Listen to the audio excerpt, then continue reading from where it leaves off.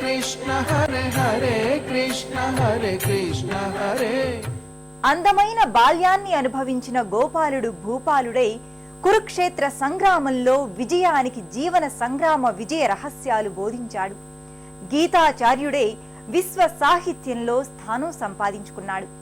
అలాంటి రాజకీయ చతురుడు, ఆధ్యాత్మిక జ్ఞానబోధ చేయగల జగద్గురుడు, భక్త నమ్రుడు గోపీనాథుడు మువ్వంక మురుపుతో రాధా సమేతంగా వెలిసిన గర్భాలయంలోకి ప్రవేశించి ఆ సుందర మూర్తుల ఆశీస్సులను అందుకుందాం.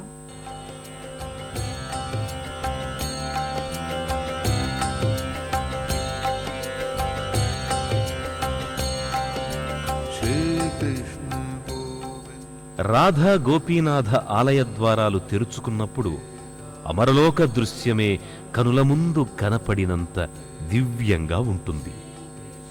వెన్నెల శిల్పాలు, రత్నమయ మకుటాలు, తారలతో నేచిన చీరలు ధరించిన దేవతలందరూ ఒకచోట సమావేశమైనట్లుంటుంది ఆ దృశ్యం. అరుణారుణ పట్టు పుట్టాలు, ముత్యాల సరాల హారాలు, దివి నుండి దిగిన సుందర దృశ్యం అలంకరణ కళకు పరాకాష్ఠగా కనిపిస్తుంది. గర్భాలయం అనబడే ప్రధాన వేదిక మీద రాధాకృష్ణులతో పాటు లలితాదేవి, విశాఖదేవ కూడా కనిపిస్తారు.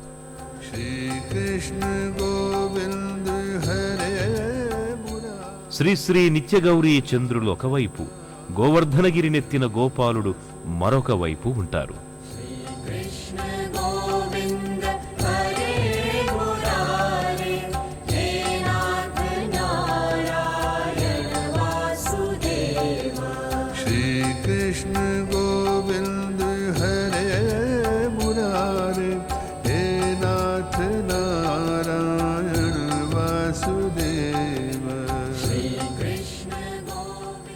ఇస్కాన్ వారి మందిరాలు పాలరాతి విగ్రహాలకే ప్రాధాన్యతనివ్వడంతో ఆ శిల్పాలు సజీవమూర్తుల్లా భాసిస్తుంటాయి.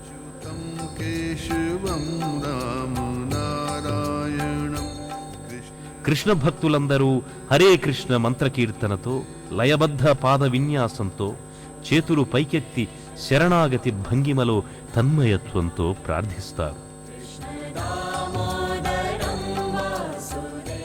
శారీరక స్పృహను వదులుకొని ఆత్మానందాన్ని అనుభవిస్తారు.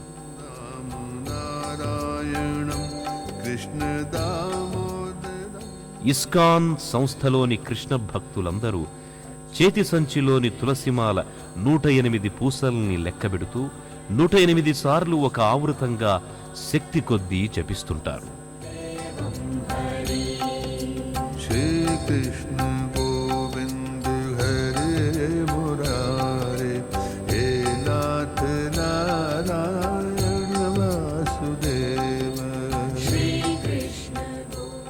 రాధా గోపీనాథులకు హరే కృష్ణ భక్త బృందం ప్రతిరోజు ఇరు సంధ్యా సమయాల్లో హరే రామ హరే కృష్ణ మంత్రోచ్చారణతో జరిపే హారతి అర్చన కార్యక్రమం ఆత్మానందదాయకం.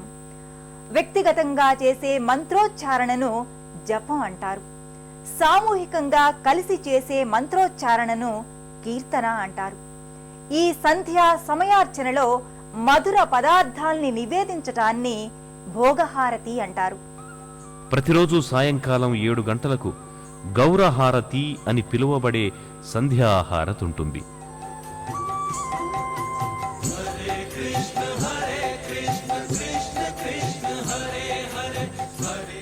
ప్రతి సంధ్యా సమయం రాధా గోపీనాథులకిచ్చే హారతి ఆలయంలో ఒక ప్రధాన ఆరాధనా ఘట్టం. కృష్ణ భక్తులు చేసే కీర్తనలోని బీజాక్షరాలు శరీరంలోని నాడీ కేంద్రాలను కదిపి షట్చక్రాల ద్వారా కుండలిని శక్తిని ప్రేరేపిస్తాయి.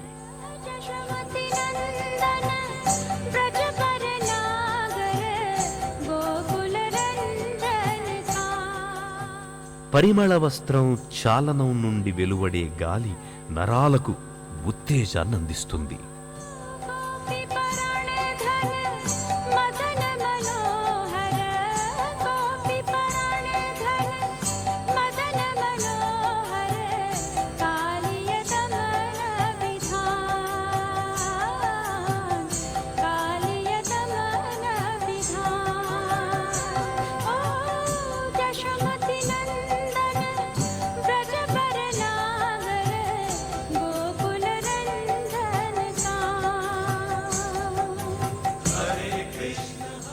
హరే కృష్ణ